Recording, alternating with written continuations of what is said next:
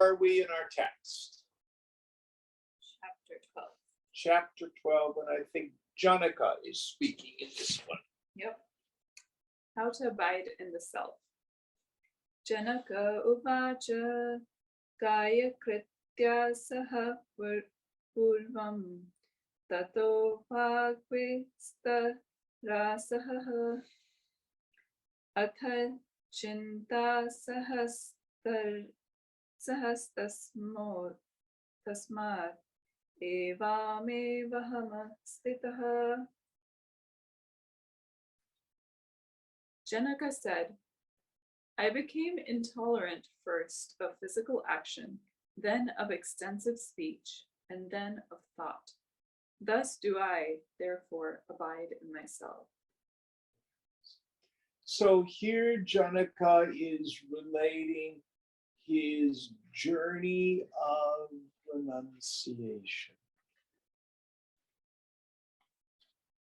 What are the things that he let go of?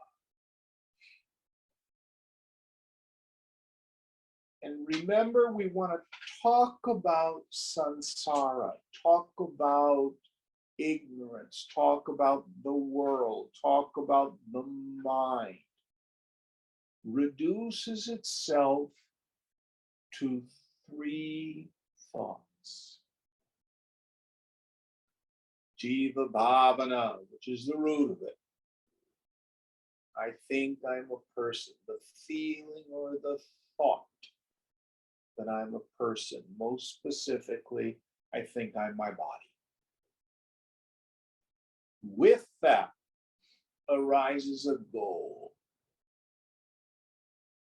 I either need to change people, places, things, or conditions, or I need to change me. I'm not good enough. I'm not something enough.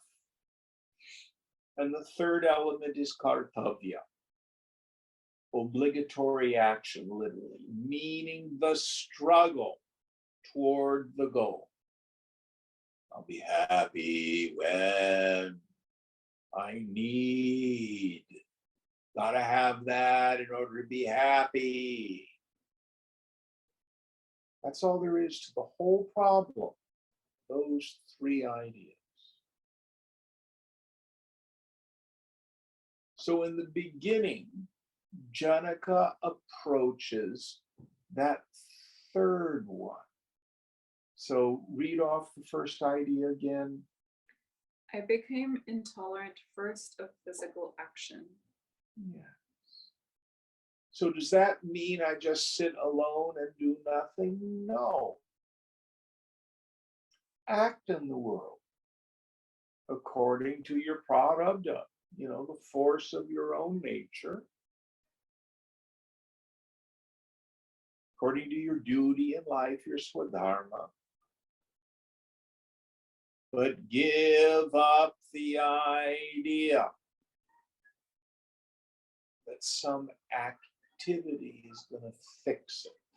Now, some of us, and it's my fault, I have perhaps given some of you an unrealistic idea of swadharma. Swadharma is when I ask myself, if I had all the money in the world, all the talent in the world, all the education in the world, what would I be doing?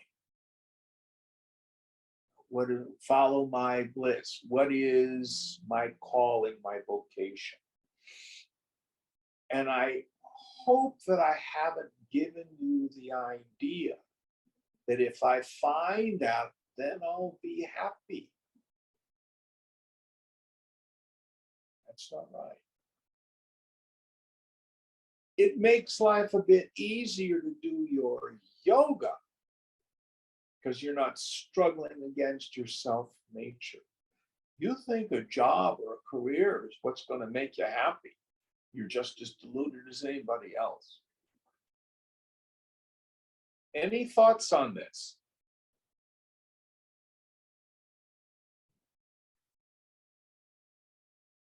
Any thoughts on this? Only moksha will make you happy. Liberation. Job's a job. So do not have unrealistic expectations. No activity in the world is going to make us happy. If I get the right job, if I get the right boyfriend, if I get rid of the right boyfriend. No action will fulfill us ultimately. Best we get temporary happiness and it fades very quickly. So here, Janaka becomes intolerant of this kartavya, this ego-prompted desire, this ego-prompted action.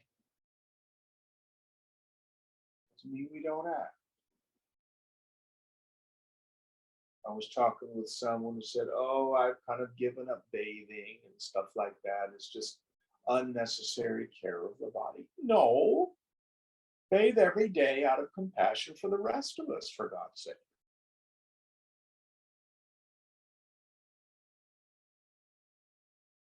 But the goal of life is not bathing. It's just a thing you do. Any thoughts or questions about this? And again, it doesn't mean inaction. I'm going to stay home. All right, the next idea, he gave up physical activity. Then of extensive speech. Extensive speech. Oftentimes, this is incredible need to connect with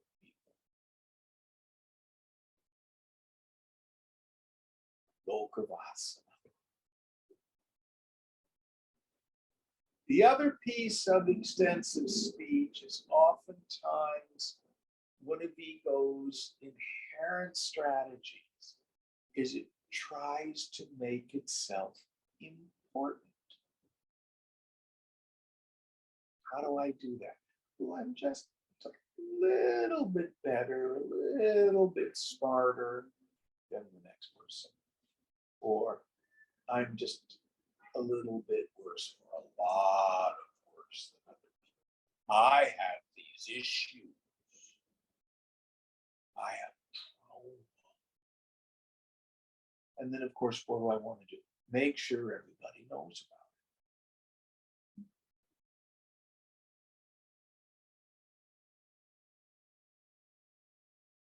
Couple very, very good practices.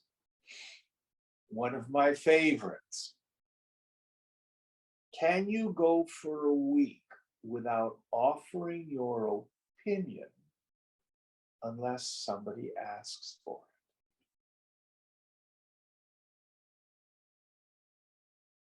Fascinating. And you know what usually happens? Nobody asks. And we can begin to give up the idea that, oh, my opinion's so important in situations. No. No.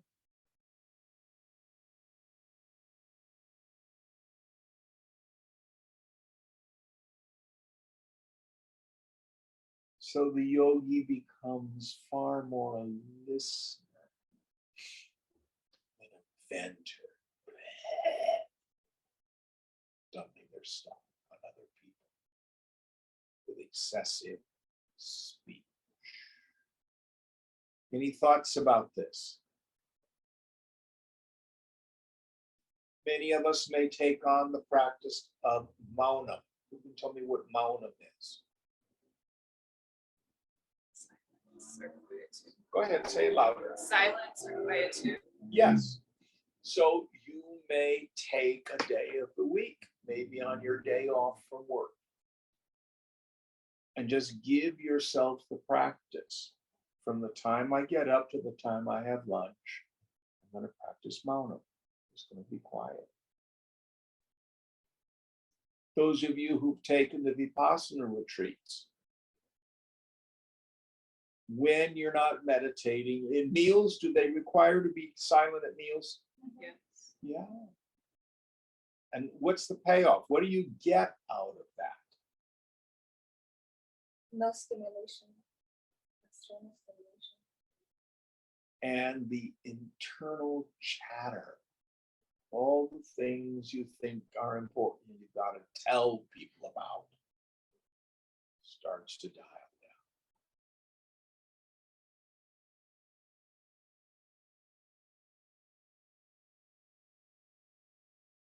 So the second thing Janaka gives up is this excessive speech. Now, notice he doesn't say, I gave up speech. No. We need to communicate in order to act responsibly in the world. If you've got a job, you may need to talk to people. You know, if you're working at the yoga studio, people are coming in, you have to talk to them.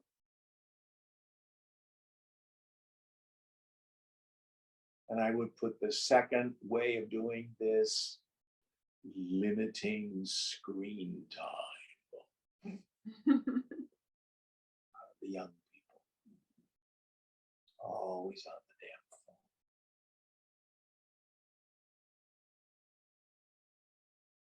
So first he gives up ego-prompted activity, then he gives up excessive speech. Again, all these things feed my ego needs. What's the third one? Thinking. Thought. Taking on the practice. I don't take my own thinking seriously. None of my thoughts, without exception, are real. It's just the force of the past blink.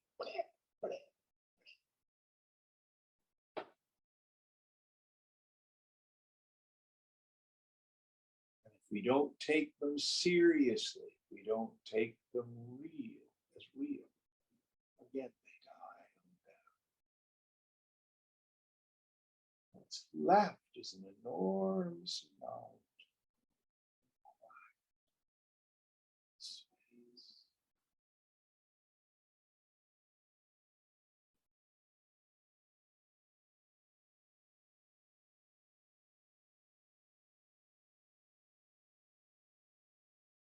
Wonderful little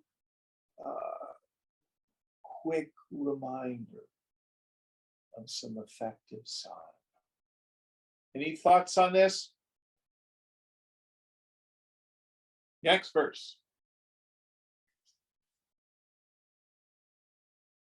Pritya bhavena shabdade adrishyattvena chatmanaha vishepakagrahya hridaya evamevaha mastitaha.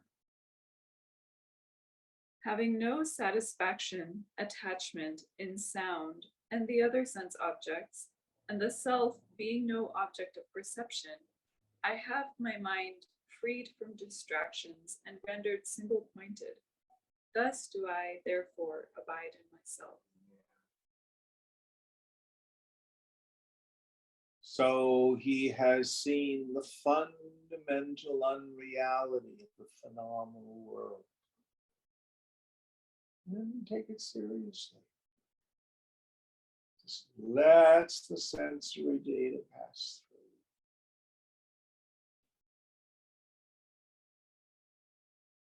The mind can easily withdraw into the self.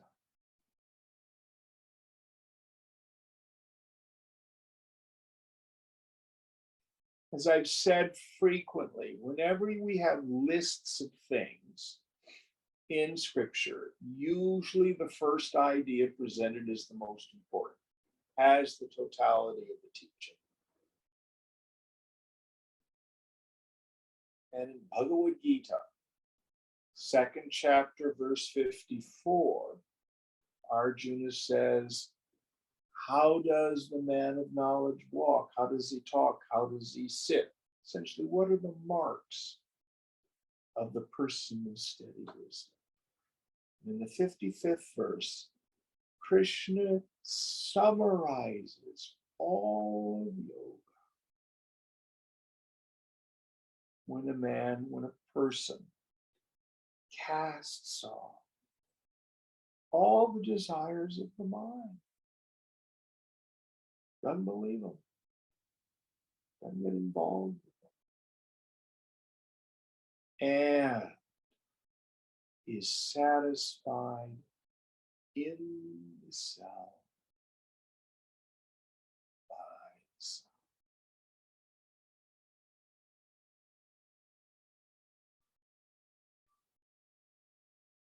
And they're said to be a person of steady wisdom.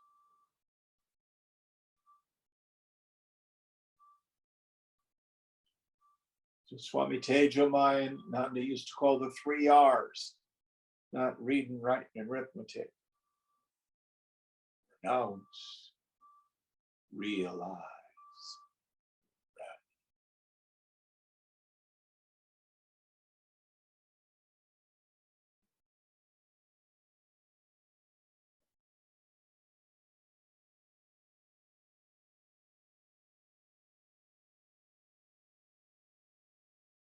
Ashtavakra lies. See himself as loves.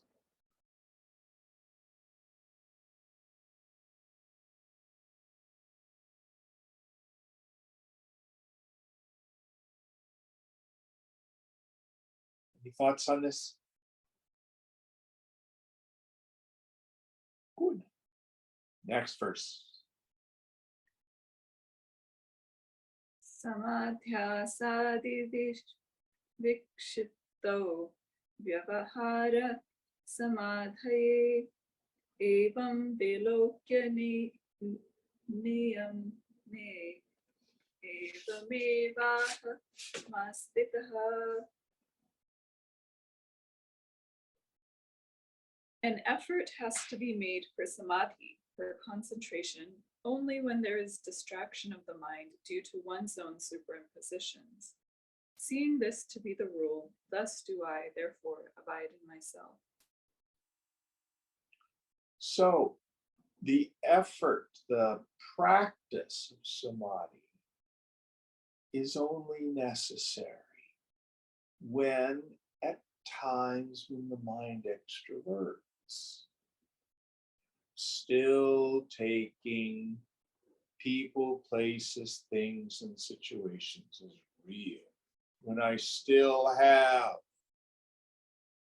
the compulsion to act, the compulsion to blab. Thank you. Then I have to make the effort. No, drop it, Jim.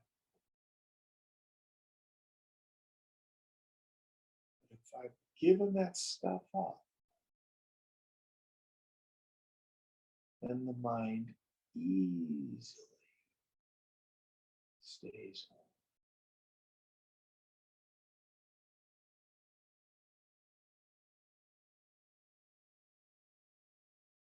That's what Shankara says, not only being a full knower of the Supreme, but who has retired into the Supreme.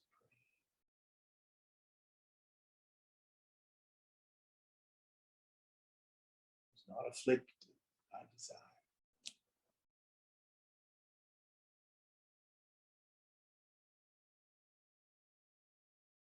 Why does my mind extrovert? Well, this is important, Jim. This is real stuff.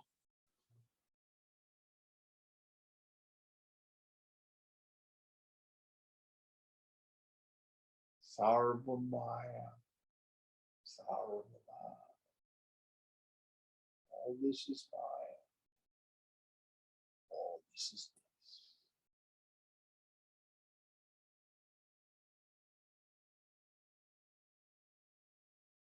Next one.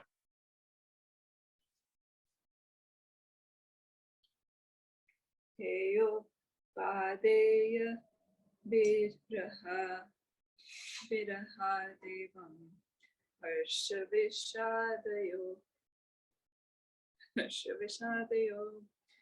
apavadya he brahmane evam evaha stitaha.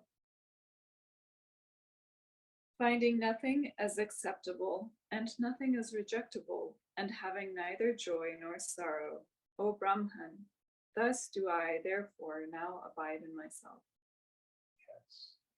So there's nothing I need to acquire. There's nothing I need to get rid of.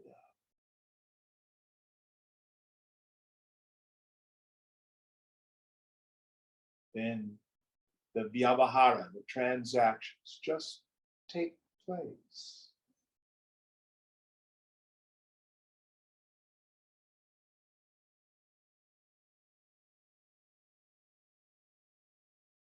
Deep, deep emptiness inside.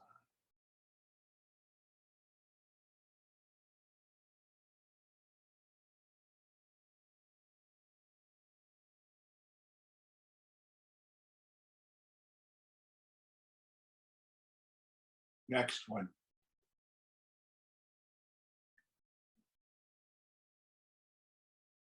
Ashramanashramam dhyanam chitta svikrita varjanam vikalpam mama vikshyeter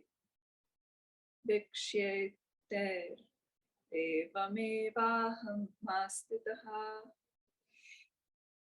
A particular stage of life or negation of it, meditation, control of mental functions or mind, recognizing these as cause of distractions in me, thus do I indeed abide in myself. And again, you can't renounce something you haven't got.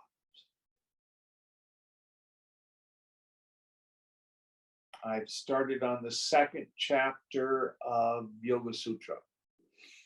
I think I'm remembering it. It's tapas, swadhyayeshwara, kriya yoga. Tapas, austerities. That's how it's usually translated. Tapas is when I turn my mind away from its various indulgences.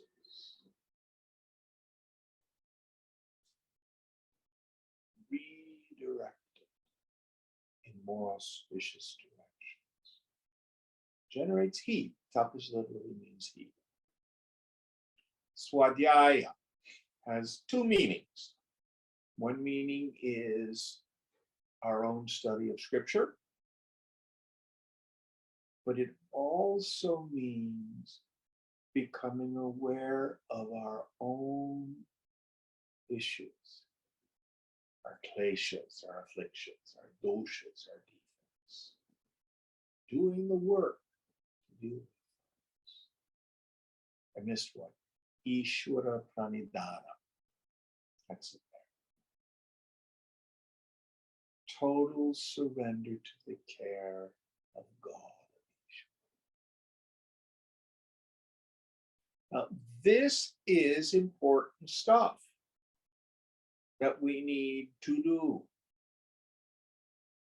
We need to meditate. Beginning, you may need an object of meditation, a mantra, or your breath, or scanning the body. But in time, the mind becomes more subtle than the practice.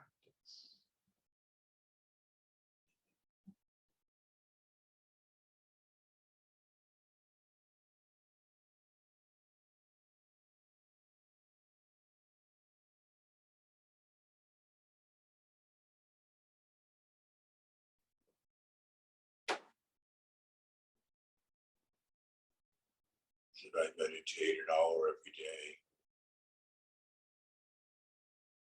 Until you're established in, as it were, constant meditation. Yes. Even though the scripture says give a meditation. If you think you're going to get more self, you see it. It's not self. We're not going to get more self.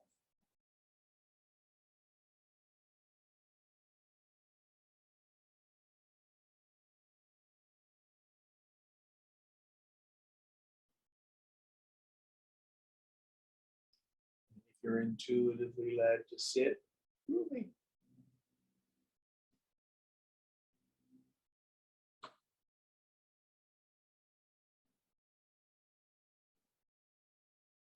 Wait till the mind gets established in samadhi before we get samadhi as a practice.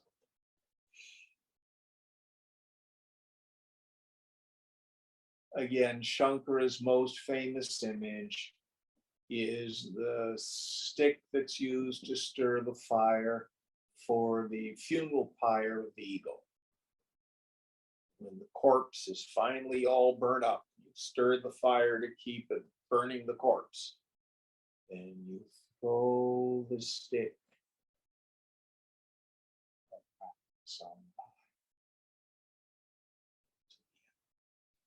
Any thoughts on this? Next verse. Oh, but in your meditation, you can have moments where you come to what Janaka's talking about. And you may have a practice. I'm scanning the body. I'm being with my breath. I'm doing japa. As the mind gets quiet, you have that kick.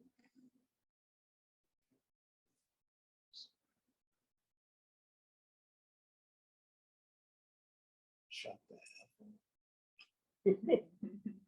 Let it go.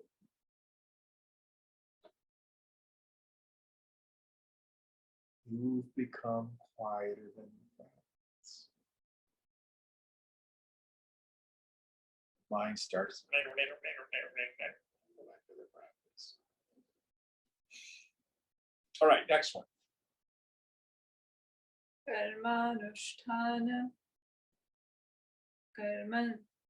Karmanushtanam jnanyate vo paramastatha buddhva samyakidam tattva evam evahamastitaha. Abstention from action is as much the outcome of ignorance as the undertaking of action. Knowing this truth fully well, thus do I indeed abide in myself. Yes. So ceasing to act is an action. And I have seen mostly Westerners who get in the state, I'm going to try to do nothing because I think that's going to make me more spiritual. I'm not going to have a job. I'm just going to live on cosmic welfare.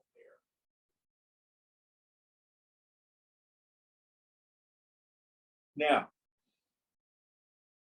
for some of us, it may happen that there's a period of our lives where jobs, relationship and activity falls away. And we are, by grace, as it were, moved into an environment where the only actions we're doing is spiritual sadhana, spiritual practices.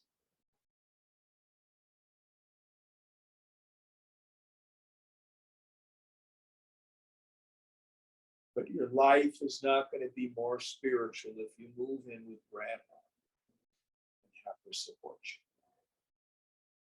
That's foolishness. Get a nothing job.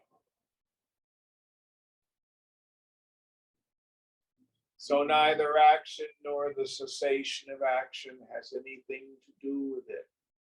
The woman of wisdom.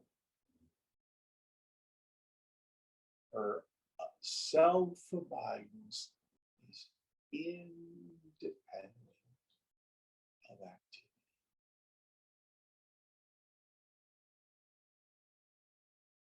Now, what many of us yogis do find is that life becomes more spacious if you live more simply. There's just space, there's time to be.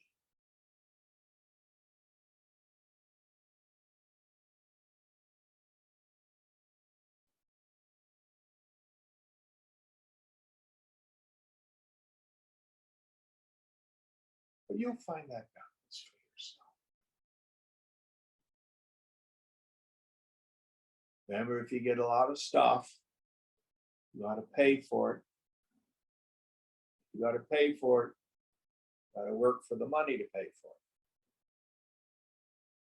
Seems pretty obvious.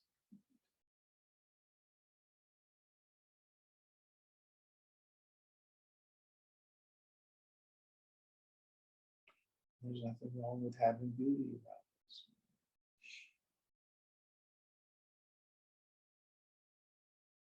Swamiji lived well.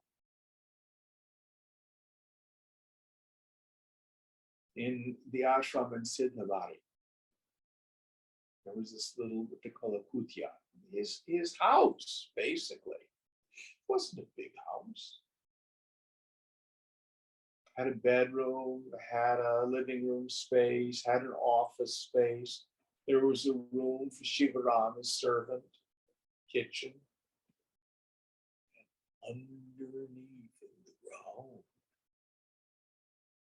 was his meditation. It was really nice. And a gorgeous view overlooking the valley and seeing the Himalayas in the distance.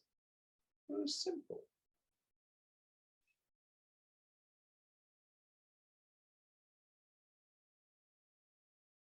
Any thoughts on this? Next verse.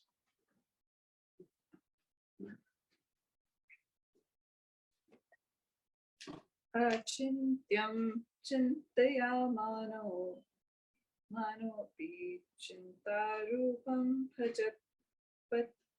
bhajatyaso tatyatva tadbhavanam tasmad evamevahamastitaha. Thinking on the unthinkable one resorts only to a form of one's own thought. Therefore, giving up that thought, thus do I indeed abide in myself.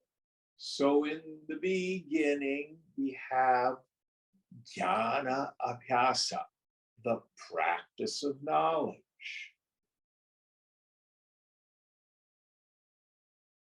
All we have in the beginning is the thought of the self.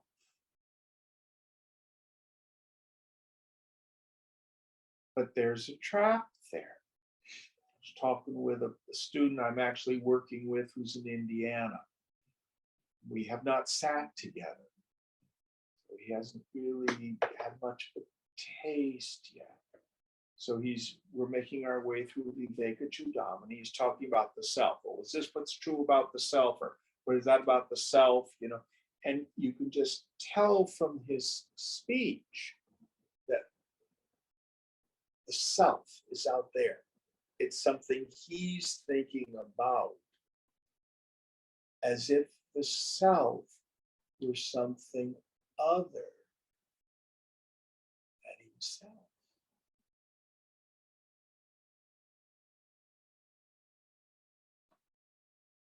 So instead, how do we think about the unthinkable? Koham. Who am I? What's my essential nature? In class, many times I used to hold up the book. Who sees the book? I do. That's yourself. Who sees the phone? I do. That's yourself. That's what we're going to inquire into. But once you've got some taste, you could let go of the practice. Just about.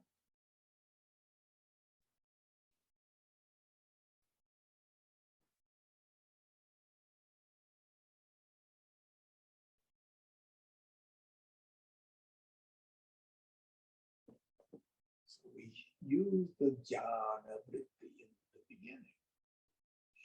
Shankara will use this marvelous image of what we call kataka nut powder. Modern India, they use alum. So in the villages, when the monsoon happens, the rivers are in flood and there's silt that comes down into the rivers and the tanks. So when the ladies come and get the water to take back up to the village, there's silt in it. So they would grind up the kataka nut and put the powder in the jar. And it does something with the surface tension. I don't understand the chemistry of it. But then it would all collect and the silt would go to the bottom and you could decant the potable water. So the jana vritti, the thought of knowledge, is like the kataka nut powder.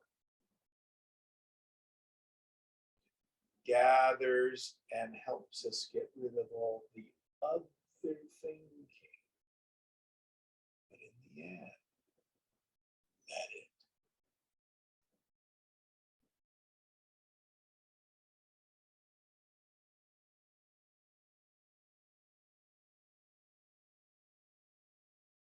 Any thoughts? Next one.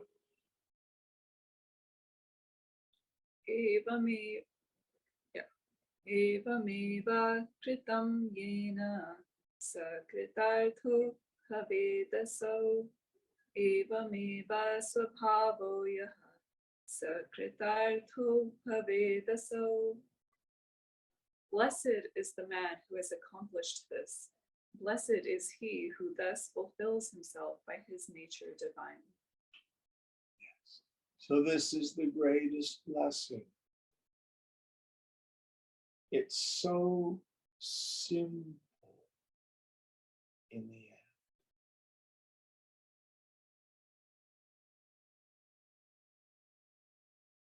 When a person casts off all the desires of the mind and is satisfied in the self, by the self.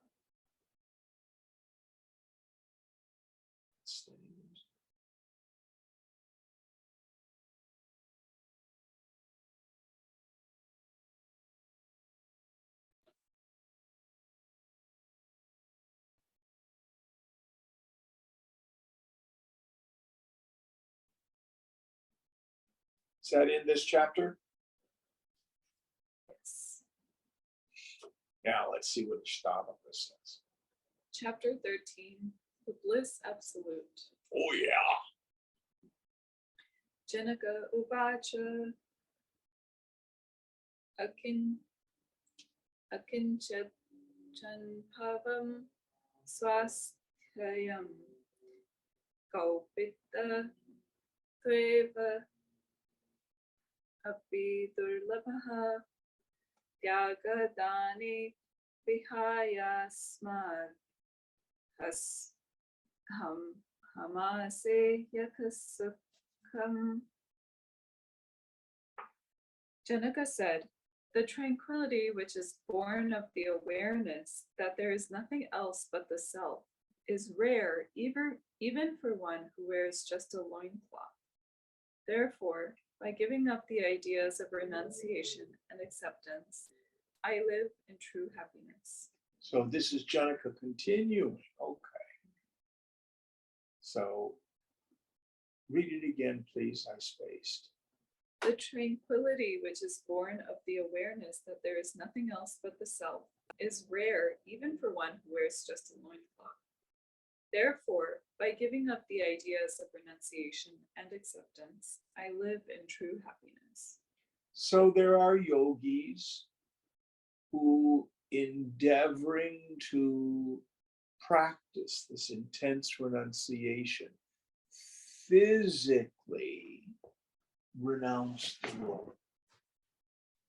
They may wear nothing but a loincloth, like Ramana Maharshi. There are ones who even give that up. They call them sky clad. They run around naked, just covering themselves with ash. It's very interesting. You can, I don't know if they still have this in India, but at least 20 some years ago, the last time I was there, you can be in a metropolitan city like Delhi or Mumbai.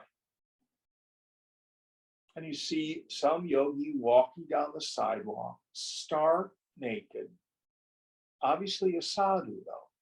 Somebody bats an eye. Oh, it's quite clear.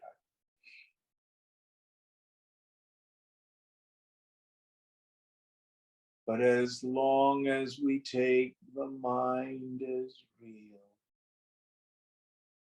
even that is not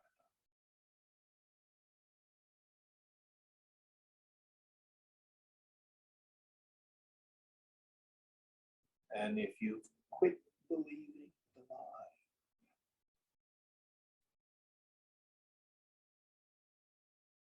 this body, mind, intellect, I just call it the robot, the android. Just put it on automatic pilot. It will move in the world impelled by the force of its past.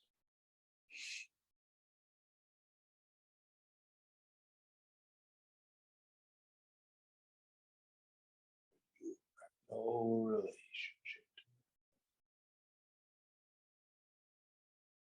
Just another character in the Leela, the play, fulfilling its function.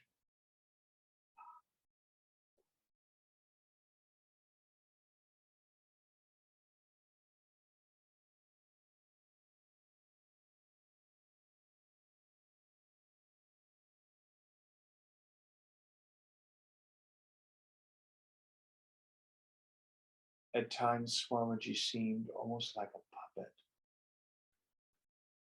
There's no sense that anybody wanted anything. There was nothing driving this activity. Very interesting to watch.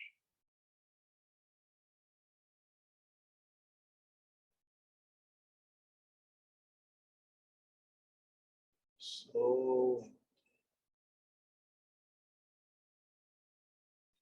next one.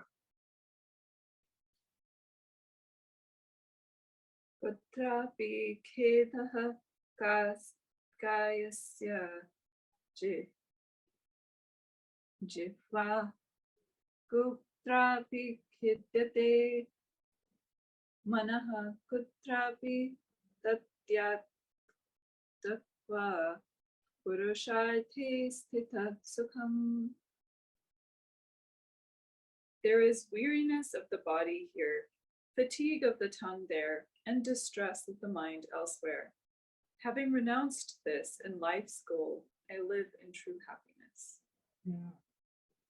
If you're all about the doing, the achieving, the acquiring, the becoming, it's fatigue. It's exhausting.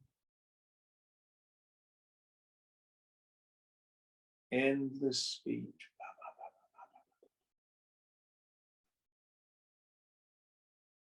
What was the third one? Stress of the mind. Worrying about this, that, and the other. Let it all.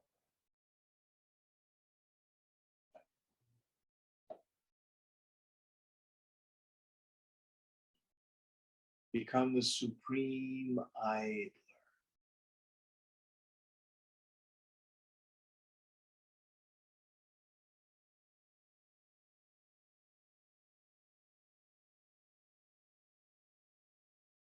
I think in the Zen tradition, one of the words for the Zen teacher is useless one.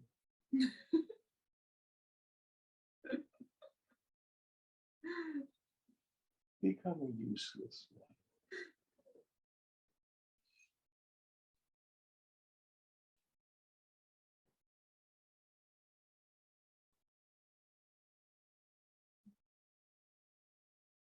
Take it easy. It's all going to be okay.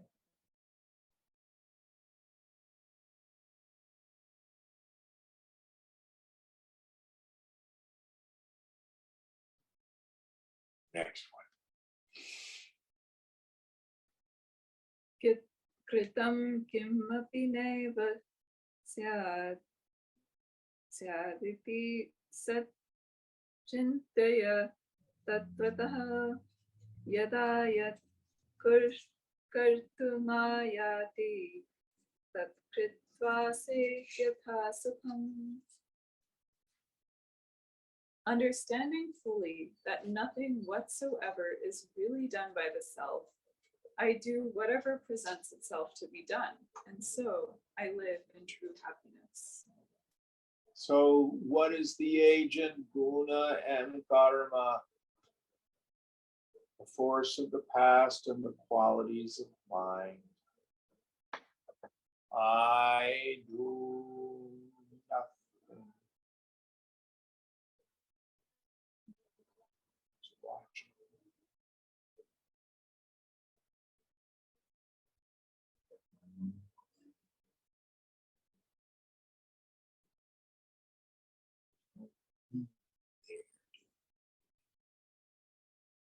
Ego, I want to be happy, so I have these needs and desires, so I think I'm going to work on getting my particular goal.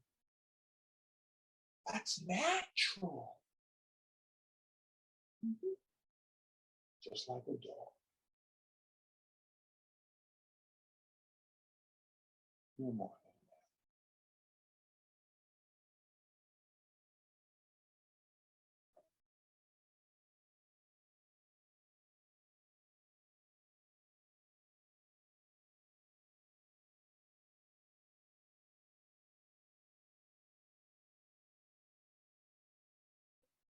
Next one.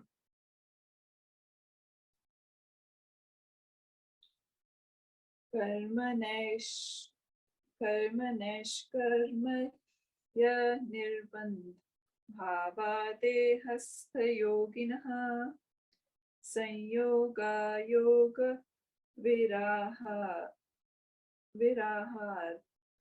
aham hamase yatha sukham. The spiritual seekers, yogins, who are attached to the body, insist upon action or inaction. Divorced from both association and dissociation, I live in true happiness. Yes. So some yogis say, oh, you must do this, you must do your asana, you must do your yamas and niyamas, you must do your pranayama, you must, all these actions you must do. Or kriya, the action of yoga. Others say, no, tyaga, Abandon everything. Be a breatharian. Live on radish threads.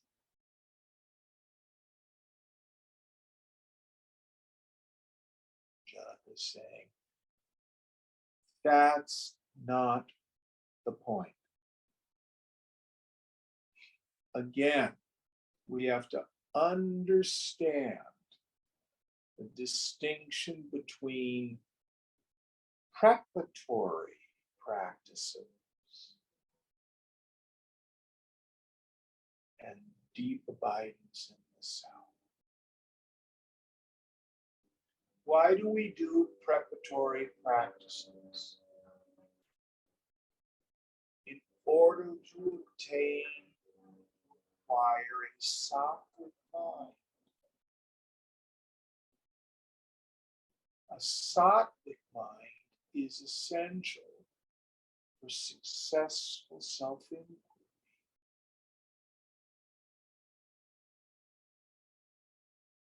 Well, that's preparation. Then abide as yourself. Be beyond practice and restraint.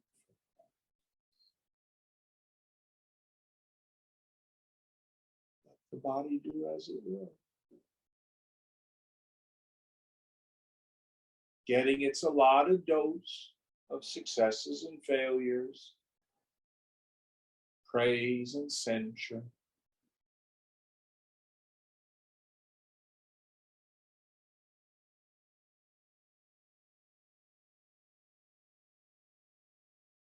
But again, if we take on these practices before we've done the necessary preparatory, then you shoot yourself in the foot. Next verse. Arthanartho name stithya gatya va shayanena va tishtan gachan swapna sapan tasmadaha mase yatha sukham. No good or evil can be associated with my staying, going, or sleeping. So whether I stay, With my staying, okay. So whether I stay or go or sleep, I live in true happiness. Yes, so it doesn't matter where you go, what you're doing, what you're wearing, what your name is. All of that is in another dimension from this capacity to retire into the self, to be satisfied in the self by the self.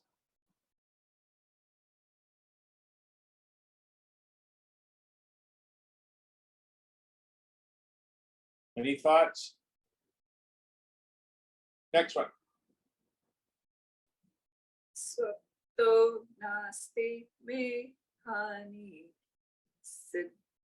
siddhir yatna vato nava nashola so vahayasmat ahamase yatha sukham. I do not lose anything by sleeping, nor gain anything by striving. So giving up thoughts of loss and delight, I live in true happiness. Same idea. Same. Nothing is lost by going to sleep. Nothing is gained by staying awake all the time.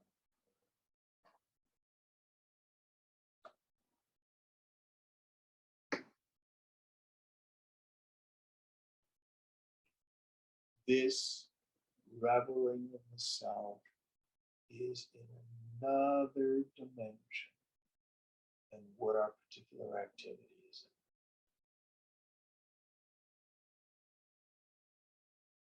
Not a big deal. Next one. Sukhadi rupaniyam bhaveshwalokya purishaha shukha shukhe vihayasma ahamase yatha sukham. Observing again and again the fluctuations of the forms of pleasure and so on in different circumstances, I have renounced good and evil, and I live in true happiness. So, what's going to happen based on the card file that's in your mind? The body will move into a situation. If the situation is conducive, if the situation is non-conducive, and the rest of the time, it's just what the mind does at its surface level. Don't get involved with it. It's meaningless. And again, those of you who've done Vipassana retreats, you learn this. Feelings arise, and if you just sit there and don't do anything, what happens? They just pass.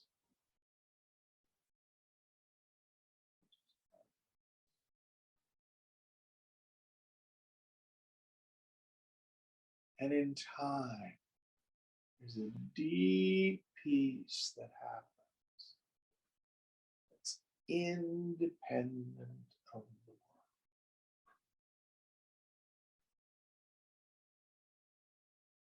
How many more verses in this chapter do we have? That's it. That's it? Mhm. All right, I think we'll quit a little early today. Om Purnamada Purnamidam Purnat Purnamudachyate Purnasya Purnamadaya Purnamevavashishyate. Om Shanti Shanti Shanti. Hari Om Sri Guru Pyo Namaha. Hari Om.